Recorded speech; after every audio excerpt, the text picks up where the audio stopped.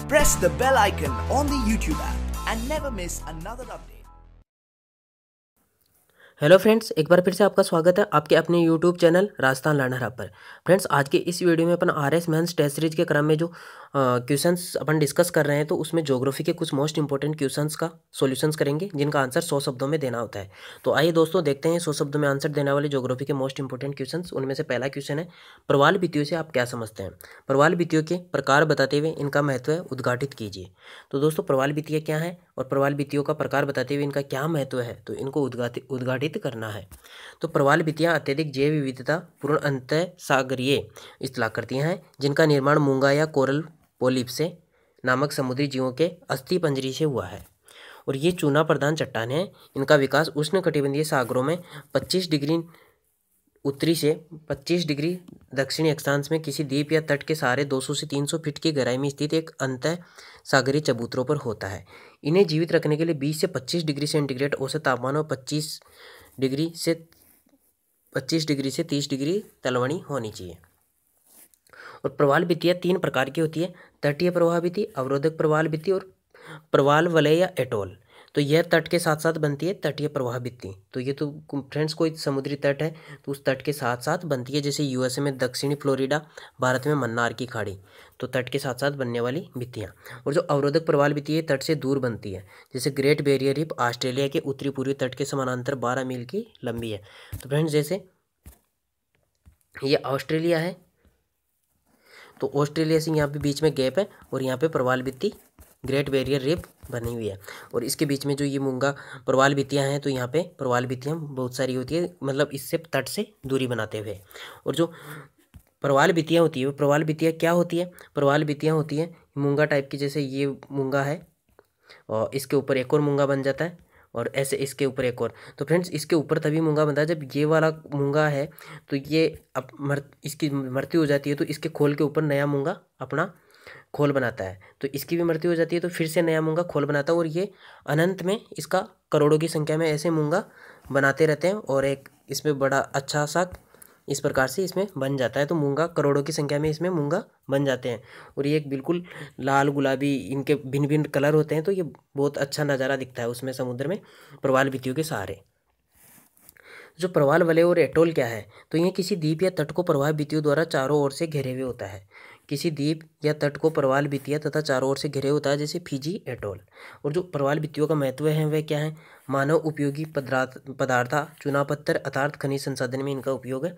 अत्यधिक जैव विविधता के क्षेत्र है, वायुमंडल को प्रदूषण मुक्त रखते हैं और CO2 का अवशोषण करते हैं, और ये सागरीय परितंत्र में संतुलन बनाए रखते हैं और सागरीय द्वीपों का निर्माण करते हैं। एंड फ्रेंड्स, नेक्स्ट क्वेश्चन है, प्लेट विवर्तनिक सिद्धांत का परिचय देते हुए प्रमुख प्लेट किनारों के बारे में बताइए। तो इसका आंसर होगा मैकेंजी, पार्कर तथा होम्स इस सिद्धांत के प्रमुख समर्थक है। ठोस स्थलखंडों को प्लेट कहा जाता है। पृथ्वी की भूपर्पटी अनेक छोटी छोटी प्लेटों में विभक्त है। ये प्लेटें 100 किलोमीटर की मोटाई वाले स्थलमंडल लिथोस्फीयर से निर्मित होती है एवं दुर्बलता मंडल एस्थेनोस्फीयर पर तैरती है, जो कि पूर्ण सीमा से बना हुआ है। वह अपेक्षाकृत अधिक घनत्व का होता है। प्लेट संचलन का मुख्य कारण एस्थेनोस्फीयर में रेडियो सक्रिय पदार्थों की उपस्थिति के कारण तापीय संवहन तरंगों की चक्रीय प्रक्रिया का होना है। अभी तक 6 बड़ी एवं 20 छोटी प्लेटों को पहचाना गया है। तो ये कौन कौन सी है प्लेटें? अमेरिकी प्लेट, अफ्रीकी plate, Eurasian plate, Indo Australian plate और प्रशांत प्लेट एंड अंटार्कटिका प्लेट। जो प्लेटों के किनारे हैं, वो प्लेटों के किनारे किस प्रकार से होते हैं? तो रचनात्मक किनारा, विनाशात्मक किनारा और संरक्षी किनारा। तो जो रचनात्मक किनारा होता है, दो प्लेटें एक दूसरे की विपरीत दिशा में गतिशील होती है। रचनात्मक किनारों में दोनों के मध्य भ्रंश दरार पड़ने से शांत मैग्मा उद्गार होता है, जैसे अटलांटिक कटक। और जो विनाशात्मक किनारा होता है, इसमें दो प्लेटें अभिसारित होती हैं और आपस में टकराती है, इसमें खाई द्वीप आदि बनते हैं। संरक्षी किनारों में क्या है? जब दो प्लेटें एक दूसरे के समानांतर खिसकती है, तो दो प्लेटें एक दूसरे के समानांतर खिसकती है, तो इसके रूपांतर भ्रंश का निर्माण होता है। अब फ्रेंड्स, रचनात्मक किस टाइप की है? ये वाली रचनात्मक है, ये वाली विनाशात्मक है, और ये रचनात्मक जो संरक्षी किनारे वाली है समानांतर, और विनाशात्मक दो प्लेटें इस प्रकार से एक ही सी दिशा में संरक्षित होती है, ऐसे चिपकने की टाइप में। तो इस प्रकार से रचनात्मक किनारा, विनाशात्मक किनारा और संरक्षी किनारा डिस्क्राइब किया जा सकता है। एंड फ्रेंड्स, नेक्स्ट क्वेश्चन है क्वेश्चन नंबर 42। द्वितीय हरित क्रांति का सदाबहार हरित क्रांति पर एक लेख लीजिए। जो द्वितीय हरित क्रांति या सदाबहार हरित क्रांति थी तो इन पर एक लेख लिखना है। तो इसका आंसर होगा भारत में बढ़ती हुई जनसंख्या के परिप्रेक्ष्य में भूतपूर्व राष्ट्रपति APJ अब्दुल कलाम ने द्वितीय हरित क्रांति की तत्काल आवश्यकता बताई थी। यह अवधारणा कृषि के पोषणीय विकास को ध्यान में रखकर दी गई है ताकि कृषि उत्पादन में लंबे समय तक निरंतर वृद्धि हो सके।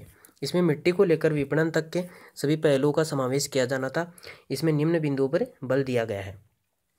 तो फ्रेंड्स ये बिंदु क्या कहते हैं? जो द्वितीय हरित क्रांति या सदाबहार हरित क्रांति पर बढ़ावा देने के लिए क्या क्या बिंदु थे? मृदा स्वास्थ्य उन्नयन के लिए एक जैविक खाद का प्रयोग करना, वर्षा के अभाव वाले क्षेत्रों में शुष्क कृषि को बढ़ावा देना, रेन वाटर हार्वेस्टिंग, ग्रामों को जलानिर्भर बनाना, जल के उसमें आत्मनिर्भर बनाना रेन वाटर हार्वेस्टिंग का उपयोग करके, कृषि शाखा सरलीकरण व सूक्ष्म वित्त को प्रोत्साहन देना, कृषि में संस्थागत समस्याओं मुख्यतः भूमि सुधार के लिए विशेष प्रयास करना, कृषि में यंत्रीकरण को प्रोत्साहित करना, कृषि प्रसंस्करण के द्वारा ग्रामीण क्षेत्रों में रोजगार उपलब्ध करवाना और कृषि को लाभकारी बनाने में इसमें निवेश बढ़ाना, कृषकों को बीमा सुनिश्चित कराना, MSP बढ़ाना आदि प्रयास द्वितीय हरित क्रांति में शामिल किए गए, जिससे कृषि भी लाभकारी बन सके और साथ ही पर्यावरण का संरक्षण भी हो सके। तो ये द्वितीय क्रांति जो द्वितीय हरित क्रांति है उसके ये मुख्य प्रयास किए गए इस पे। फ्रेंड्स नेक्स्ट क्वेश्चन है क्वेश्चन नंबर 43। उत्तर का विशाल मैदान का परिचय देते हुए धरातलीय स्वरूप के आधार पर इसका वर्गीकरण प्रस्तुत कीजिए। तो उत्तर का विशाल मैदान है वह लगभग 3200 किलोमीटर तक फैला हुआ है और इसकी चौड़ाई 150 से 300 किलोमीटर तक की है। यह जलोढ़ अवसादों से निर्मित है जिसके प्रमाण मिलते हैं 2000 मीटर तक की गहराई तक जलोढ़ निक्षेप मिलना है। तो 2000 मीटर तक की गहराई तक जलोढ़ निक्षेप मिलता है। इसे सिंधु गंगा ब्रह्मपुत्र का मैदान भी कहा जाता है। तो फ्रेंड्स इसे सिंधु गंगा और ब्रह्मपुत्र का मैदान भी कहा जाता है या उत्तर भारत का मैदान कहा जाता है, विशाल मैदान। गौरतलब है कि 33 भूसन्नति के निरंतर सक्रिय होने एवं अवसादों के उसमें निरंतर जमाव की प्रक्रिया से इस मैदानी भाग का निर्माण हुआ है। इसमें मैदानी भाग है पूरा, ये इंडिया है तो यहाँ पे इसमें तो धरातली जो इसका अवसादों के रूप में निरंतर जमाव की प्रक्रिया से इस मैदानी भाग का निर्माण हो और ये धरातली स्वरूप के आधार पर जो इसका वर्गीकरण है वो इस प्रकार से इसका वर्गीकरण कर सकते हैं। भाबर प्रदेश, तराई प्रदेश, बांगर प्रदेश, खाद्य प्रदेश। तो इस प्रकार से इसका विभाजन किया जा सकता है। आप देखते हैं फ्रेंड्स भाबर प्रदेश क्या है? भाबर प्रदेश है यह शिवालिक की तलहटी में सिंधु से लेकर तीस्ता तक का विस्तृत मैदान है जिसकी चौड़ाई 808 से 16 किलोमीटर तक है और ये अत्यधिक कंकड़ पत्थर होने के कारण नदियाँ यहीं विलीन हो जाती है। तो अत्यधिक कंकड़ पत्थर होने के कारण नदियाँ भाबर प्रदेश में ही विलीन हो जाती है। और तराई प्रदेश क्या है? भाबर के दक्षिण में विस्तृत, जो भाबर है उसके दक्षिण में स्थित है। भाबर प्रदेश की लुप्त नदियाँ यहाँ पुनः सतह पर आ जाती है। दलदली क्षेत्र है भाबर प्रदेश जो अत्यधिक जैव विविधता युक्त पाया जाता है। फ्रेंड्स बांगर प्रदेश क्या है? बांगर प्रदेश मैदानी क्षेत्र का वह ऊंचा भाग है जहाँ सामान्यतः बाढ़ का पानी नहीं पहुंच पाता है।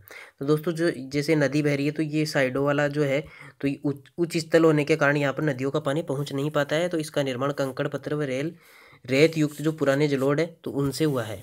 इन जो बांगर प्रदेश है तो उनका निर्माण कंकड़ व रेत युक्त पुराने जलोढ़ों से हुआ है।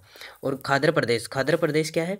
तो खादर प्रदेश है नवीन जलोढ़ मिट्टी से निर्मित है। ये जो नदियाँ बहती है तो इसमें पुरानी मिट्टी चली जाती है और नई मिट्टी यहाँ पे जमा होती रहती है। तो इसमें नवीन जलोढ़ मिट्टी से निर्मित खादर प्रदेश है और यह बाढ़ से प्रतिवर्ष नई उपजाऊ मृदा आती रहती है। इसमें प्रतिवर्ष नई मिट्टी आती रहती है, पुरानी मिट्टी आगे चली जाती है। और खादर प्रदेश का यही विस्तार डेल्टा प्रदेश के यप में हुआ है। एंड फ्रेंड्स नेक्स्ट क्वेश्चन है क्वेश्चन नंबर 44। राजस्थान को खनिजों का अजायब घर क्यों कहा जाता है? राजस्थान के प्रमुख ऊर्जा खनिजों का परिचय दीजिए। तो राजस्थान में जो खनिज बहुत सारे विविध प्रकार के खनिज पाए जाते हैं। 81 प्रकार के राजस्थान में जो खनिज पाए जाते हैं, 81 टाइप के खनिज, तो उनमें इसलिए इसको खनिजों का अजायब घर कहा जाता है। और राजस्थान के जो प्रमुख ऊर्जा खनिजों का है तो उनका परिचय देना है 100 शब्दों में। तो फ्रेंड्स इसका आंसर देखते हैं। राजस्थान खनिज की दृष्टि से एक संपन्न राज्य है। यहाँ लगभग 67 प्रकार के खनिजों का खनन होता है। 44 प्रधान खनिज और 23 लघु खनिज है। देश के कुल खनिज उत्पादन में राजस्थान का जो योगदान है वो 22% योगदान है। और खनिज भंडारों की दृष्टि से झारखंड के बाद दूसरा स्थान है। राजस्थान जास्पर, बोलेस्टोनाइट व गार्नेट का समस्त उत्पादन के एकमात्र राज्य है। तो फ्रेंड्स जो जास्पर है, बोलेस्टोनाइट है और गार्नेट है तो वहाँ पर राजस्थान का उत्पादन में एकाधिकार है। यहाँ पर सर्वप्रथम सर्वाधिक उत्पादन यही होता है। तथा सीसा, जस्ता, जिप्सम, चांदी, संगमरमर, एस्बेस्टोस, रॉक फॉस्फेट, तांबड़ा, पन्ना, जास्पर, फायर क्ले में राजस्थान का एकाधिकार है। तो जो जास्पर है, वोलेस्टोनाइट और गार्नेट है, तो उनका समस्त उत्पादन में एकमात्र राज्य है, तो यही उत्पादन होता है राजस्थान में ही उत्पादन होता है पूरे भारत में। जबकि सीसा, जस्ता, जिप्सम, चांदी, संगमरमर, एस्बेस्टोस, रॉक फास्फेट, तांबड़ा पन्ना, जास्पर भारत में एकाधिकार है। और प्रमुख ऊर्जा खनिज वे कौन कौन से हैं? तो प्रमुख ऊर्जा खनिजों में खनिज तेल है। तो खनिज तेल कहाँ कहाँ होता है? सर्वाधिक खनिज भंडार जो है वो बाड़मेर में है, और खनिज तेल के भंडार सर्वाधिक बाड़मेर में है। जो बाड़मेर में कहाँ कहाँ है? गुड्डामलानी, कोसलू, सिंदरी, मग्गा की ढाणी। और जैसलमेर में कहाँ कहाँ है खनिज तेल के भंडार? तनोट, सादेवाला, मनिहारी टिब्बा और देवाल। और बीकानेर में है बागेवाला और तोरीवाला, यहाँ पर खनिज तेल के भंडार है। और प्राकृतिक गैस के जो भंडार है वे जैसलमेर में घोटारू में, मनिहारी टिब्बा, तनोट, गमनेवाला, रामगढ़, कमलीवाल और रामगढ़ में गैस आधारित बिजली घर भी स्थापित किया गया है। तो फ्रेंड्स कमलीवाल, रामगढ़ में गैस आधारित बिजली घर भी स्थापित किया गया है। और जैसलमेर, घोटारू, मनिहारी टिब्बा, तनोट, गमनेवाला, रामगढ़, इनमें प्राकृतिक गैस के भंडार है। और जो कोयला भंडार है, भंडारों की दृष्टि से तमिलनाडु के बाद राजस्थान का दूसरा स्थान है, तमिलनाडु का प्रथम स्थान है। अधिकांशतः लिग्नाइट किस्म का कोयला ही राजस्थान में मिलता है। तो फ्रेंड्स जो कोयला मिलता है राजस्थान में वह है बाड़मेर, बीकानेर और नागौर। बाड़मेर में मिलता है कपूड़ी, जालिपा, गिरल, कसनऊ और गुड्डा। और बीकानेर में पलाना, बरसिंगसर, बिथनोक और पानेरी। और नागौर में है सोनारी, मेड़ता रोड और इंगियार में कोयला मिलता है। और जो यूरेनियम है, यूरेनियम के भंडार राजस्थान में उदयपुर, सीकर, टोंक और बूंदी में पाए जाते हैं। तो उदयपुर के उमरा, सीकर के खंडेला रोहिल और टोंक में देवली में और बूंदी के हिंडोली में यूरेनियम के भंडार पाए जाते हैं। और जो यूरेनियम के नए भंडार मिले हैं वे डूंगरपुर, बांसड़ा और किशनगढ़ में भी मिले हैं हाल ही में। फ्रेंड्स नेक्स्ट क्वेश्चन है क्वेश्चन नंबर 44। राजस्थान में वन संसाधन पर एक विस्तृत लेख तैयार कीजिए। तो राजस्थान में भौगोलिक क्षेत्र के सापेक्ष मात्र 9.57% पर ही वन क्षेत्रफल है या वनों का वितरण असमान है। अधिकतर वन दक्षिणी व दक्षिणी पूर्वी भाग में पाए जाते हैं। या वन्य जीव संपदा भी प्रचुर मात्रा में है। राज्य के कुल वन क्षेत्र का लगभग 50% केवल 8 जिलों में पाया जाता है। तो 8 जिले कौन कौन से हैं? उदयपुर, प्रतापगढ़, चित्तौड़गढ़, बारां, अलवर, करौली, सिरोही और बूंदी में केंद्रित है। और वनों के प्रकार है, तो राजस्थान में कौन कौन से वन पाए जाते हैं और कहाँ कहाँ कौन कौन सी वनस्पति में किस टाइप से पाए जाते हैं? तो जो शुष्क सागवान है वन, उनके लिए 75 से 110 सेंटीमीटर की वर्षा की जरूरत होती है। और बांसवाड़ा, प्रतापगढ़, दक्षिणी उदयपुर में व आबू पर्वत खंड के कुछ भाग में ये पाए जाते हैं। और 6.86% भाग पर विस्तृत है शुष्क सागवान वन। और उष्णकटिबंधीय शुष्क पतझड़ वन है वह 50 से 80 सेंटीमीटर की वर्षा की इनको जरूरत होती है। और उदयपुर, बांसवाड़ा, राजसमंद, चित्तौड़गढ़, भीलवाड़ा, सवाईमाधोपुर, बूंदी में फैले हुए हैं। और राजस्थान के 28.38% क्षेत्रफल में इन वनों का विस्तार है। और किस टाइप के ये वन है? आम, खेर, डाक, प्लास और बांस। और फ्रेंड्स जो सागवान टाइप के वृक्ष थे उनमें कौन कौन से थे? सागवान, आम, बरगद, गूलर, महुआ और साल, खेर। तो ये शुष्क सागवान वन की श्रेणी में आते थे। और उष्णकटिबंधीय पतझड़ वनों में थे आम, खेर, डाक, प्लास और बांस। एंड फ्रेंड्स जो उपोष्ण कटिबंधीय सदाबहार वन है उनमें क्या है 150 सेंटीमीटर की वर्षा की आवश्यकता होती है। और आबू पर्वत के चारों ओर ये पाए जाते हैं, 52 किलोमीटर के एरिया में पाए जाते हैं। ये वन सघन व वर्ष भर हरे रहते हैं। और कौन कौन से किस टाइप के वृक्ष होते हैं हरे रहने वाले, सदाबहार रहने वाले वृक्ष? बांस, बेल, जामुन, रोहिड़ा और सिरान। नेक्स्ट जो वन है वे हैं शुष्क मरुस्थलीय वन। तो शुष्क मरुस्थलीय वनों के लिए वर्षा की आवश्यकता होती है 30 सेंटीमीटर से भी कम वर्षा। और ये जैसलमेर, बाड़मेर, बीकानेर, जोधपुर, नागौर, चूरू और गंगानगर में पाए जाते हैं। और राजस्थान के 6.26% क्षेत्रफल में इन वनों का विस्तार है। और किस टाइप के जो इन वनों का एग्जाम्पल है वो किस टाइप के वन है? खेजड़ी, बबूल, बेर, झाड़ियाँ, किंकर, थुअर। ये शुष्क मरुस्थलीय वनों की श्रेणी में आते हैं। और अर्ध शुष्क उष्ण कटिबंधीय दोहक वन। तो अर्ध शुष्क उष्ण कटिबंधीय दोहक वनों के लिए वर्षा की आवश्यकता होती है 30 से 60 सेंटीमीटर। और ये अरावली के पश्चिम में अर्ध शुष्क क्षेत्र में फैले हुए हैं। तथा यथार्थ जो अरावली के पश्चिम में अर्ध शुष्क क्षेत्र फैला हुआ है सीकर, झुंझुनू, जालोर, जोधपुर, टोंक, सवाईमाधोपुर, जयपुर। तो ये अर्ध शुष्क क्षेत्रफल है। और ये कुल वनों का जो क्षेत्रफल है वही है राजस्थान के 58.11 भाग में ये फैले हुए हैं राजस्थान के। और ये किस टाइप के वन है? धोकड़ा, नीम, खेजड़ी, बेर, रोहिड़ा, बबूल और पिप्पल। तो ये अर्ध शुष्क उष्ण कटिबंधीय दोहक वनों की श्रेणी में आते हैं। एंड फ्रेंड्स नेक्स्ट क्वेश्चन है क्वेश्चन नंबर 46। भारतीय मानसून की उत्पत्ति समझाते हुए भारत में वर्षा का वितरण समझाइए। तो 100 शब्दों में इसका आंसर देना है। भारत में मानसून की उत्पत्ति समझाते हुए भारत में वर्षा का वितरण। तो भारत में उष्ण कटिबंधीय प्रकार की जलवायु पाई जाती है। दोस्तों जैसे ये ग्लोब है, ये भूमध्य रेखा है, तो उष्ण कटिबंधीय जो जलवायु है ये समशीतोष्ण वाला भाग है। तो जो उष्ण कटिबंधीय भारत में उष्ण कटिबंधीय ये इंडिया यहाँ पर स्थित है। तो इसमें उष्णकटिबंधीय जलवायु पाई जाती है यहाँ पर। तो इसमें 3 ऋतुएं स्पष्ट होती है, स्पष्ट रूप से 3 ऋतुएं पाई जाती है, शीत ऋतु, ग्रीष्म ऋतु और वर्षा ऋतु। भारत में वर्षा ऋतु का आगमन मानसून की उत्पत्ति से होता है। मई जून में उत्तर भारत के मैदानी क्षेत्र में निम्न दाब का क्षेत्र बनता है, जिस कारण हवाएं हिंद महासागर से मैदानी क्षेत्र की ओर चलने लगती है। यही मानसूनी पवनें जो भारत में अरब सागर शाखा और बंगाल की खाड़ी शाखा के रूप में वर्षा करती है। तो भारत में जो अरब सागर शाखा और बंगाल की खाड़ी शाखा है, तो इनके रूप में वर्षा करती है। और मानसून की उत्पत्ति के प्रमुख सिद्धांत 3 टाइप के हैं। तो कौन कौन से हैं ये? तापी सिद्धांत, ITC-Z सिद्धांत और कोटेश्वरम या जेट स्ट्रीम सिद्धांत। इन 3 सिद्धांतों से भारत में वर्षा होती है। तो वर्षा का वितरण है अत्यधिक वर्षा क्षेत्र, अत्यधिक वर्षा वाले क्षेत्र, मध्यम वर्षा वाले क्षेत्र और अल्प वर्षा क्षेत्र और न्यून वर्षा वाले क्षेत्र। तो अत्यधिक वर्षा वाले क्षेत्रों में 200 सेंटीमीटर से अधिक वर्षा होती है, वे वाले क्षेत्र आते हैं। पूर्वोत्तर भारत इस श्रेणी में आता है। पश्चिमी घाट, कोंकण तट, केरल, अंडमान निकोबार और लक्षद्वीप में 200 सेंटीमीटर से अधिक वर्षा होती है।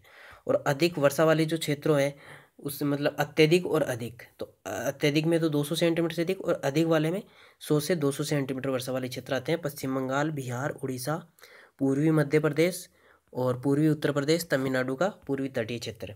और मध्यम वर्षा वाले क्षेत्रों में 100 सेंटीमीटर तक की वर्षा वाले क्षेत्र आते हैं। तमिलनाडु के तटीय क्षेत्र, आंध्र प्रदेश, कर्नाटक, गुजरात के कुछ क्षेत्र और पंजाब व यूपी के पश्चिमी क्षेत्र।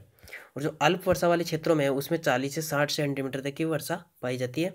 तो महाराष्ट्र, कर्नाटक के मध्य भाग, पश्चिमी गुजरात और मध्य पूर्वी राजस्थान और कश्मीर के क्षेत्र अल्प वर्षा वाले क्षेत्रों में आते हैं। और न्यून वर्षा वाले क्षेत्रों में कौन से क्षेत्र आते हैं? तो यहाँ पे 20 सेंटीमीटर से कम वर्षा होती है और राजस्थान, कच्छ क्षेत्र और लद्दाख का क्षेत्र इस श्रेणी में आता है। एंड फ्रेंड्स नेक्स्ट क्वेश्चन है क्वेश्चन नंबर 47। भू राजनीति से आप क्या समझते हैं? एशिया की भू राजनीति में चाबार बंदरगाह है, तो ईरान में जो चाबार बंदरगाह है तो उसके महत्व पर उद्घाटन कीजिए। तो अंतर्राष्ट्रीय राजनीति तथा अंतर्राष्ट्रीय संबंधों पर भूगोल के अभाव का अध्ययन भू राजनीति कहलाती है। दूसरे शब्दों में भू राजनीति विदेश नीति के अध्ययन की वह विधि है जो भौगोलिक चरों के माध्यम से अंतर्राष्ट्रीय राजनीतिक गतिविधियों को समझने, उनकी व्याख्या करने और उनका अनुमान करने का कार्य करती है। भौगोलिक चर के अंतर्गत उस क्षेत्र का क्षेत्रफल, जलवायु, उच्चावच, जनसांख्यिकी, प्राकृतिक संसाधन तथा अनुप्रयुक्त विज्ञान आदि आते हैं भू राजनीति के अंतर्गत। और चाबार का भू राजनीतिक महत्व है वह है, तो चाबार बंदरगाह है वह ईरान के सुदूर दक्षिणी प्रांत सिस्तान और बलूचिस्तान में स्थित है। तो फ्रेंड्स ये कहाँ स्थित है? चाबार बंदरगाह ईरान के सुदूर दक्षिणी प्रांत सिस्तान और बलूचिस्तान के मध्य में स्थित है। यह भारत के सहयोग से विकसित किया गया है। और चाबार बंदरगाह के सफल संचालन से भारत को मध्य एशिया के देशों तक रणनीतिक व व्यापारिक पहुंच सुनिश्चित हो जाएगी, जिससे मध्य एशिया के देश एवं अफगानिस्तान को भारत के साथ व्यापार बढ़ेगा एवं शांत एवं स्थिरता बहाल हो सकेगी। चीन द्वारा पाकिस्तान के ग्वादर बंदरगाह का विकास किया गया है, जिसे काउंटर करने के लिए चाबार बंदरगाह का सफल संचालन अत्यावश्यक है। इसके अतिरिक्त मध्य एशिया व अफगानिस्तान में आतंकवाद को खत्म करने के लिए भी चाबार बंदरगाह का उपयोग किया जा सकता है। अतः निष्कर्ष से यह कहना समुचित होगा कि अब पाकिस्तान को अलग थलग रखकर भारत मध्य एशिया के देशों व अफगानिस्तान के साथ अपने संबंधों में प्रगाढ़ता हासिल करेगा। तो फ्रेंड्स ये था अपना RS मेंस टेस्ट सीरीज के क्रम में ज्योग्राफी के मोस्ट इंपोर्टेंट क्वेश्चंस का वीडियो। अगर आपको अच्छा लगे तो लाइक, कमेंट एंड शेयर जरूर करें। फ्रेंड्स अगर वीडियो अच्छा लगे तो लाइक तो जरूर करना, और अगर आपने हमारे चैनल को सब्सक्राइब नहीं किया तो सब्सक्राइब जरूर कर ले, ताकि आपको RS से संबंधित अन्य वीडियोज भी प्राप्त हो सके। ओके फ्रेंड्स, जय हिंद, वंदे मातरम।